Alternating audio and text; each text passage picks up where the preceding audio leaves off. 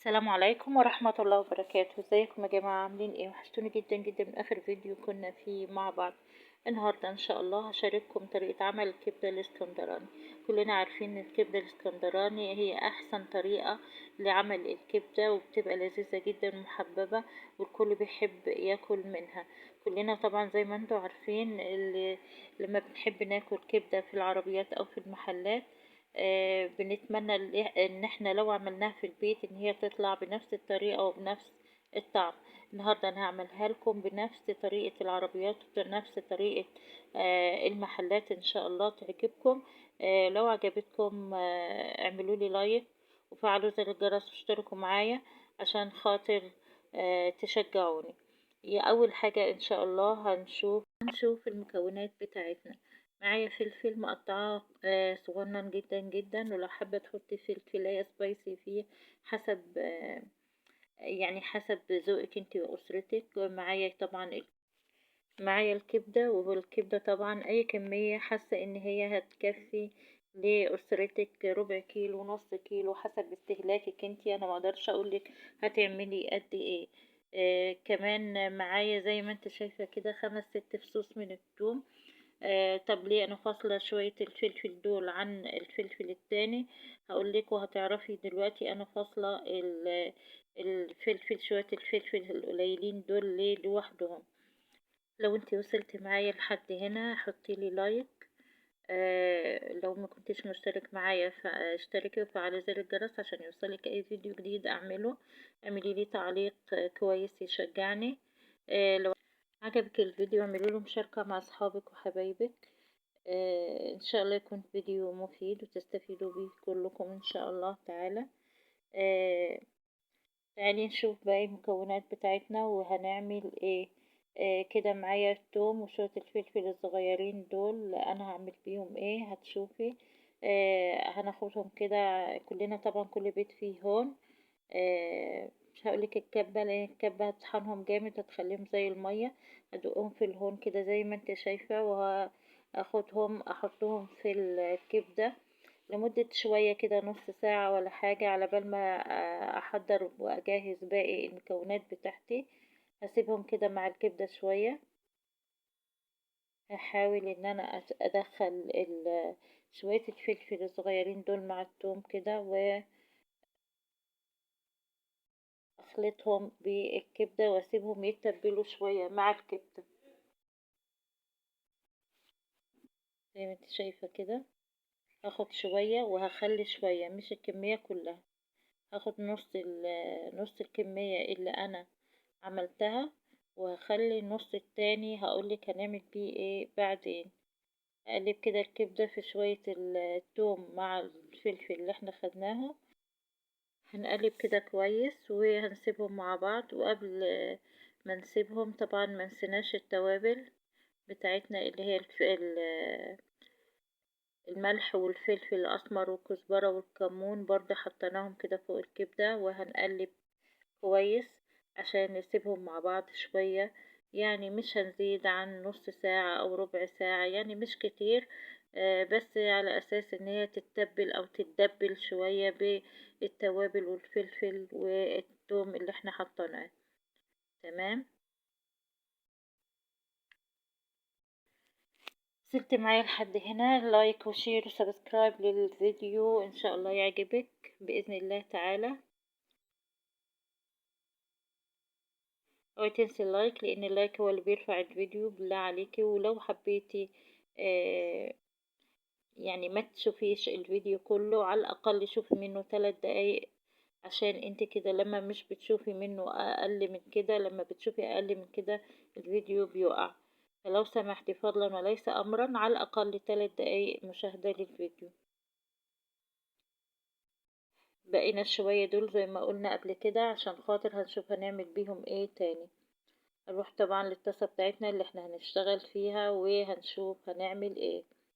اول حاجة هنحط طبعا مادة دهنية في الطاسة، مش كتير يا جماعة. نحط مادة دهنية مش كتيرة عشان خاطر ما يبقاش المادة الدهنية بتاعتنا كتير. بصي شوية زيت حوالي 3 4 معالق، مش هحط اكتر من كده. او عايزة تحطي زبدة سمن اللي انت عايزاه، اي حاجة انت حباها. مش هنقف مع بعض على اي حاجة، اي مادة دهنية تسوي فيها الاكل بتاعك. وحطيت الكبدة زي ما انتوا شايفين كده.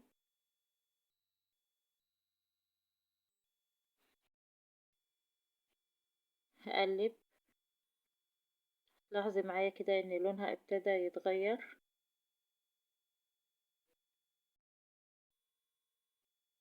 هقلب زي ما انت شايفة من لون للون كده.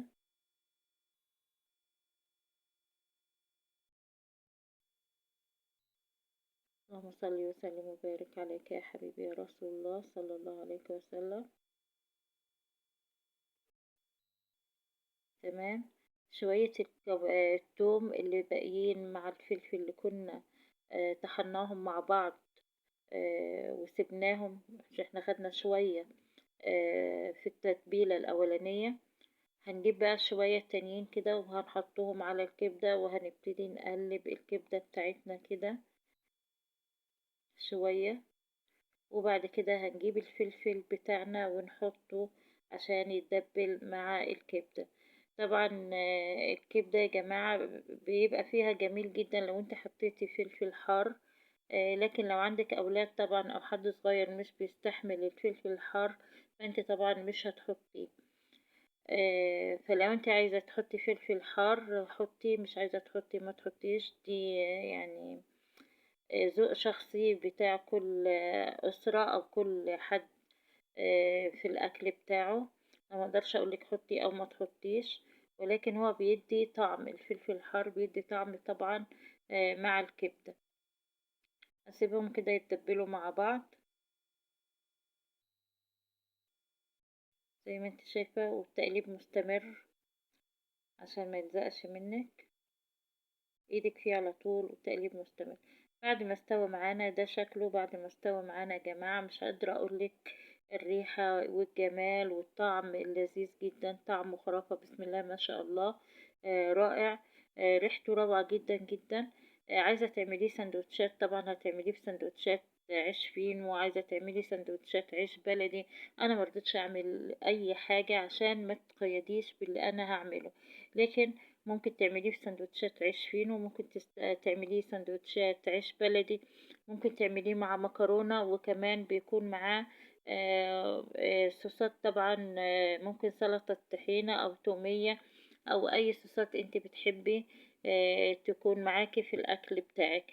ده الطبق أو الشكل النهائي للطبق بتاعنا النهاردة. عايزة اقولك ان احلى من بتاع المحلات 100 مرة. مش هقولك زي بتاع المحلات ولا زي بتاع العربيات، لا احلى والله بكتير جدا جدا. عجب الاولاد بسم الله ما شاء الله.